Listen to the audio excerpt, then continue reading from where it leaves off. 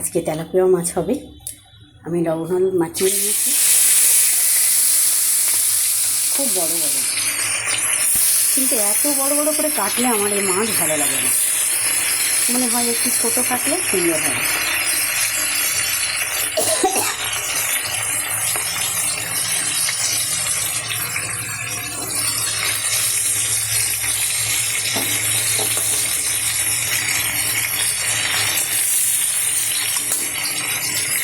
অনেক সময় আমরা অনেক চাপা কষ্ট, একটা কথা বলতে গিয়ে আর একটা কথা দিয়ে দিই। আচ্ছা, আপনারাই বলুন তো, অপমান কখন মনে হয়?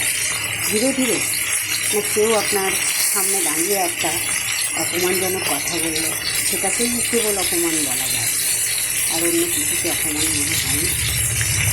হয়তো আমার মনের ধারণাটা অন্য।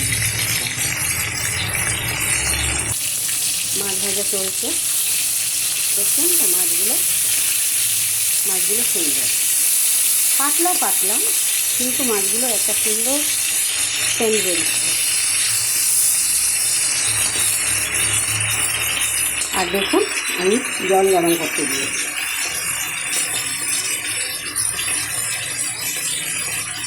দেখুন, আমি কড়াইতে দিয়ে দিয়েছি পাঁচফোড়ন, ছোটো একটা পেঁয়াজ।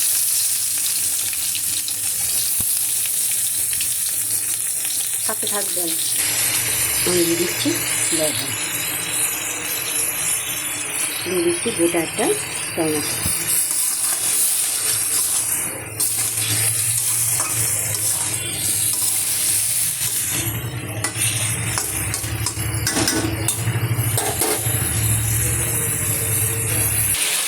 দিয়ে দিচ্ছি দেখুন 5টা কাঁচা লঙ্কা। এই কাঁচা লঙ্কাটা যখন সিদ্ধ হয়ে যাবে তখন আমি এগুলোকে ঢেলে দেবো।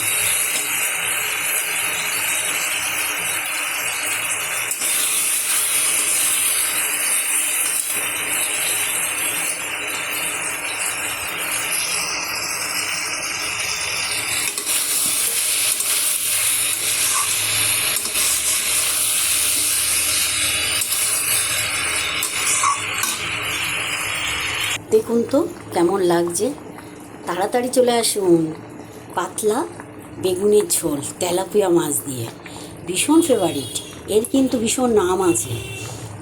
তাই নামানোর আগে আমি দিয়ে দিচ্ছি একটু গোলমরিচের গুঁড়ো আর জিরের গুঁড়ো। দেখে বলুন কেমন হয়েছে। অবশ্যই সুন্দর, ভীষণ সুন্দর। আমি খেয়ে দেখাতে পারলাম না।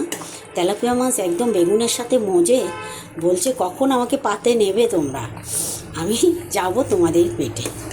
তাড়াতাড়ি নাও, স্বাদ নাও বুঝে।